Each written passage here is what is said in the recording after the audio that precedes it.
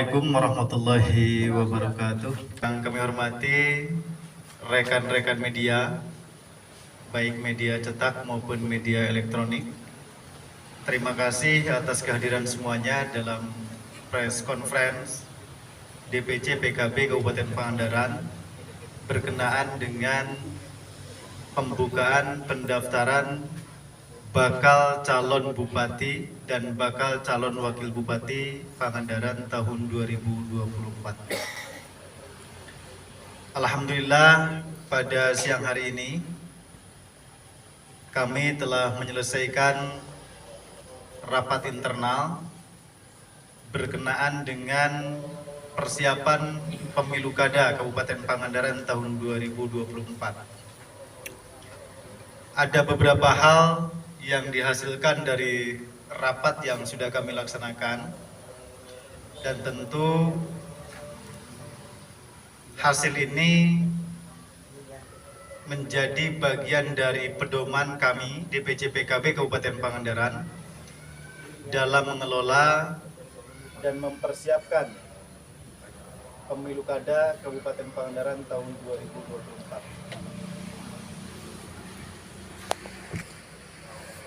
Selanjutnya lebih rinci secara teknis nanti akan disampaikan oleh Ketua Despilkada yang bertugas secara khusus mempersiapkan pemilu kada Kabupaten Pangandaran di Partai Kebangkitan Bangsa. Dan tentu kami persilakan kepada Kang Jalaluddin selaku Ketua Despilkada DPC PKB Kabupaten Pangandaran. Teman-teman mas media yang hadir yang saya hormati, sesuai dengan yang disampaikan oleh Pak Sekretaris bahwa hari ini kita launching pendaftaran calon kepala daerah untuk Pilkada Pangandaran tahun 2024 melalui surat keputusan DPC PKB nomor 127 dibentuk Despilkada dengan ketua saya sendiri Jalaluddin, kemudian sekretaris Pak Hair dan susunan yang lainnya ke bawah yang bertugas menggodok secara administrasi terkait calon kepala daerah beserta tahapan-tahapan yang akan dilalui. Melalui keputusan musyawarah DPC, kita akan melaksanakan pendaftaran, pembukaan dilaksanakan hari ini dan akan dilaksanakan sampai tanggal 4 Mei 2024.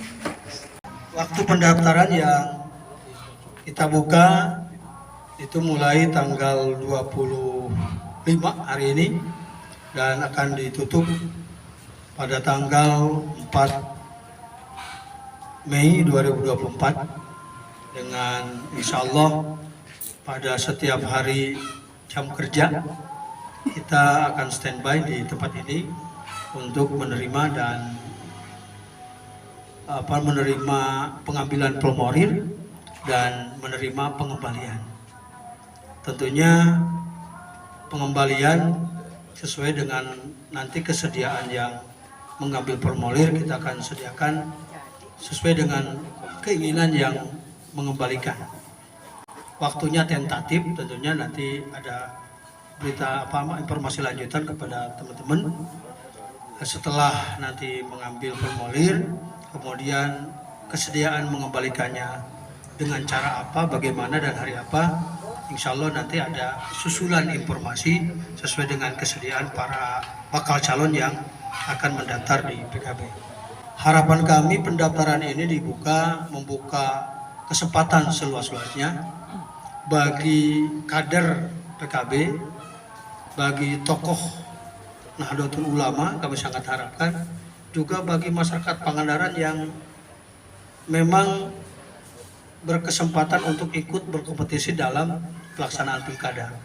Kami sifatnya terbuka dan nanti siapa yang akan kemudian direkomendasi oleh DPP PKB tentunya sesuai dengan usulan yang kami sampaikan kepada DPP melalui tahapan penjaringan ini, dan insya Allah nanti diusulkan ke DPP melalui DPW, dan insya Allah sesuai dengan kriteria yang ada di PKB, baik itu kader maupun non kader, insya Allah pada akhirnya kita akan menjaring pasangan calon bupati dan wakil bupati di Kabupaten Maharani. Mudah-mudahan saja melalui wadah Partai Kebangkitan Bangsa ini lahir pimpinan kepala daerah di Kabupaten Pangandaran dengan sesuai dengan yang kita harapkan, dan bisa membangun Pangandaran ke arah yang lebih bagus, yang lebih baik, dan mudah-mudahan sesuai dengan harapan masyarakat. Itu saya kira secara teknis. Barangkali ada pertanyaan dari teman-teman media. Silakan. Menyikapi pilkada nanti, Pak, apakah sudah ada tanda-tanda PKB akan berkoalisi dengan partai-partai lain yang menjadi sokongan mengusung calon bupati atau calon wakil bupati Kabupaten Pangandaran? Tentunya PKB membuka pendaftaran ini juga belum cukup, karena kita tahu bahwa PKB kita mempunyai kursi belum cukup untuk menghantarkan pasangan calon. Maka kita membuka peluang. Sebenarnya kita membuka peluang dengan semua partai. Kalau tadi pertanyaannya sudah ada, kita lobby-lobby dijalankan. Ini baru permulaan, nanti berlabuhnya kemana, itu juga situasional, kondisional, lalu pemetaannya juga kita harus dimatangkan gitu. Itu mungkin jawabannya.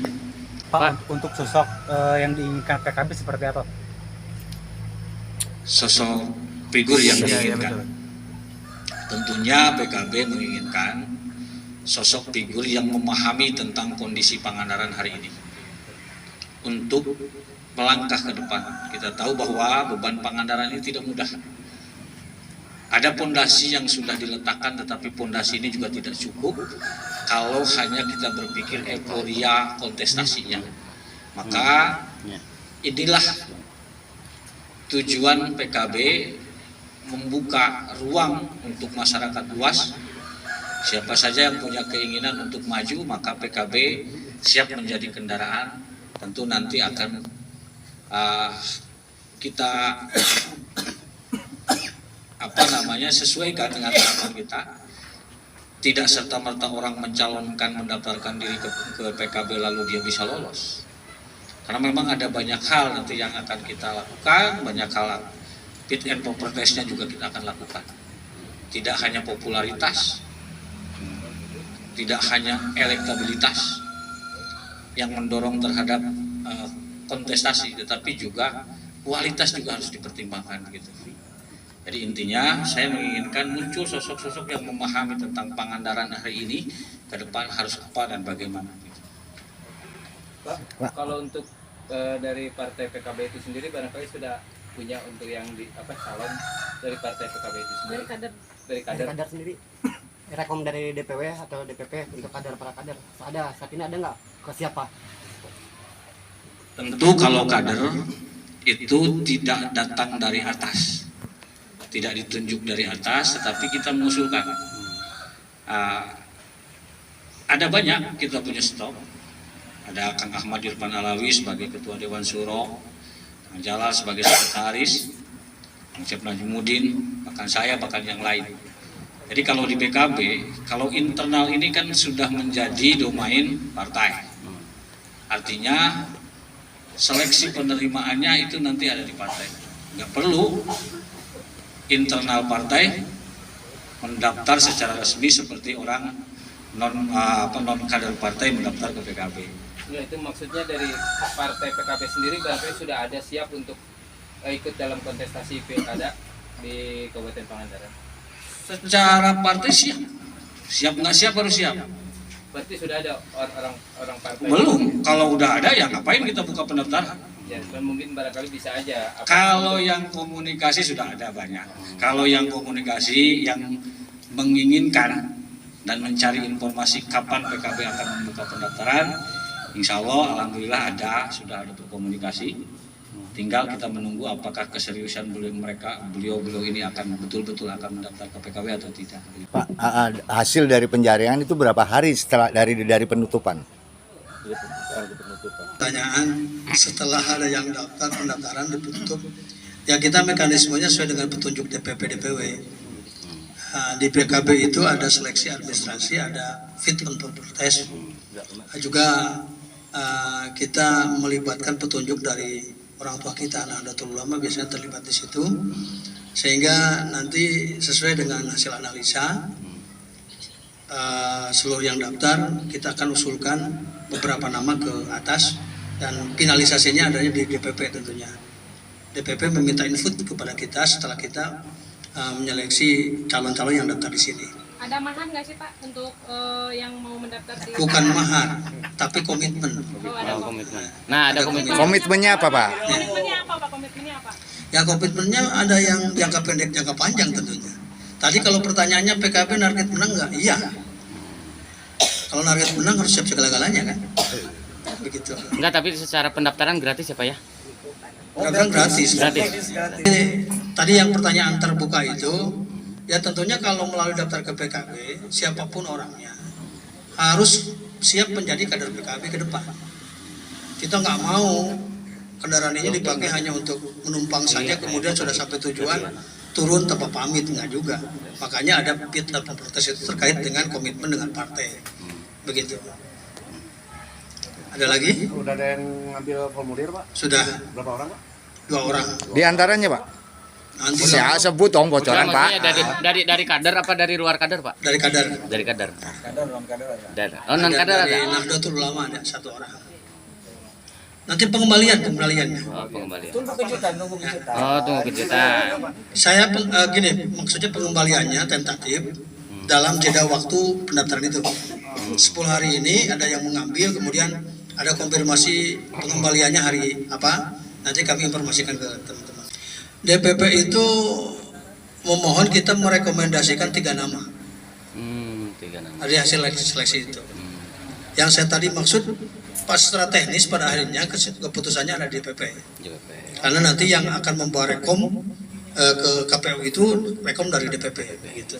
DPP mintanya tadi 3 nama, sedangkan yang ada sekarang sudah 2 berarti ya? Ya. Tinggal 1 lagi dong Pak. Siap, kita optimis lebih dari 5 kalau daftar mah. Oh. Ya, saya juga kan mau daftar Pak. Oh, Ada kemungkinan nggak yang kemarin masuk ke daftar ke partai yang lain? Ada. Ada juga daftar di sini? Ya. ada. Oh gitu. Ya kan gini, teman-teman yang daftar di partai yang sudah misalnya, Bisa kan itu tidak dijamin terekom.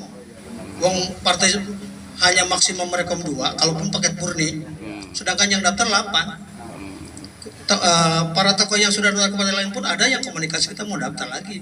Tapi kisi-kisinya itu dari birokrat Iya. apa dari mana? Ya birokrat ada, tokoh juga ada. Siap jadi kader ke depannya Pak. Ya. Apakah sesuai dengan tagline PKB Bangkit Pak? Ya harus sesuai. Itu ya. Uji kelayakan itu layak menurut PKB. Artinya manfaat untuk umat, manfaat untuk partai. Ini Pak terkait apa namanya? Terkait pilkada mungkin Pak. Ini kemarin kan jadi oposisi ya, dan apa sebutannya di aman ya. Ini gimana nih acang-acangnya? Apakah ada kemungkinan nggak? Apakah tetap jadi oposisi? gitu. Pada dasarnya sikap partai yang diambil, apakah kita di dalam atau di luar pemerintahan itu teknis bagaimana kita bisa saling memberikan masukan, bisa saling memberi koreksi untuk penyempurnaan apa yang dilakukan oleh pemerintah. Jadi tidak selamanya misalkan kita hari ini disebut oposisi, besok apakah kita pasti oposisi? Kalau kalah mungkin iya, kalau menang kan kita ingin menang. Jadi kalau menang tidak mungkin jadi oposisi kan. Berarti kuncinya menang. Ya kuncinya menang, itu pertama. Yang kedua, bahwa proses akan dilakukan internal sudah pasti, dan di pilkada yang paling bertanggung jawab. Dan untuk mendapatkan calon yang lebih qualified, kita ingin nanti juga melibatkan masyarakat dengan uji publik. Katakanlah 3 tadi yang sudah diputuskan hasil penjaringan, dari yang 3 ini kita akan tawarkan ke masyarakat, sampaikan ke masyarakat. Sehingga kalau di antara 3 ini, mohon maaf ya, karena kita ingin yang qualified, yang bersih, yang mampu membawa Pangandaran ke depan. Misalkan di antara 3 ini, teman-teman ada yang punya data, wah, yang ini bermasalah kan, ini. Maka itu akan menjadi pertimbangan pula bagi kami. Sehingga calon itu betul-betul mudah-mudahan dihasilkan calon yang bersih, calon yang punya visi ke depan yang lebih baik. Tadi persoalan koalisi sampai hari ini belum ada, PKB belum berkoalisi dengan partai manapun. Hanya penjajakan kali, ada yang intensif, ada yang masih malu-malu gitu kan. Jadi belum ada sinyal kuatnya. Tadi ya sinyal kan tergantung tawarnya seperti kumaha, provider betul ada enggak gitu kan. Tapi pada intinya siapapun yang daftar ke PKB, maka judulnya DPP itu mengundang seluruh warga, seluruh orang yang berkeinginan untuk membangun Pangandaran yang lebih baik, maka dipersilahkan datang ke PKB. Tidak partai manapun, kader partai manapun, karena pada akhirnya kan akan bersama-sama gitu kan untuk Pangandaran yang lebih baik ke depan. Itu barangkali, atau Itu harus jadi kader berarti ya? ya itu kan nanti berdasarkan penjaringan. Tadi Pak Jalal menyebutkan ada komitmen bagaimana kita menghidupkan politik di Pangandaran yang lebih baik. Tentunya kan itu harus berhubungan dengan partai. Komitmen yang terbesarnya adalah bagaimana membangun masyarakat Pangandaran ke depan. Satu hal, karena pada akhirnya calon bupati yang terpilih atau yang direkomendir oleh kita, juga mereka membawa pesan-pesan perjuangan partai yang harus mereka wujudkan, kita wujudkan bersama-sama ketika mereka memenangkan pilkada. Jadi maknanya melakukan komitmen dengan partai itu. Karena kan mohon maaf, terkadang orang direkomendir dari PKB, KTA-nya KTA PKB. Misalkan tiba-tiba setelah jadi dia mundur dari partai, emang kita bisa apa? Gak ada partai yang bisa memberhentikan karena mereka mundur dari partai, gak ada. Makanya bukan hanya itu, tapi komitmen itu kan ada yang tertulis dan tidak tertulis, tapi yang paling jelas itu kan melihat integritas dia seperti apa. Ini kan kemarin sempat ngusung dari tim Aman ya, dan sekarang ini yang jadi evaluasi berkaca dari kemarin itu apa sebenarnya? Ya, dari catatan PKB sendiri. Yang paling mendasarkan jangan sampai kita kalah berulang-ulang kan. Tapi kalaupun ketika kalah, kenapa kemarin kita mengambil jarak gitu kan? Katakanlah mengambil jarak atau teman-teman mengatakan oposisi. Ya karena kita tetap ingin menjadi penyeimbang di Kabupaten Pangandaran. Jangan sampai suara yang kalah ini tenggelam begitu saja. Karena di yang kalah pun tentunya ada aspirasi-aspirasi yang baik. Ada usulan-usulan yang baik bagi pemerintah Kabupaten Pangandaran ke depan.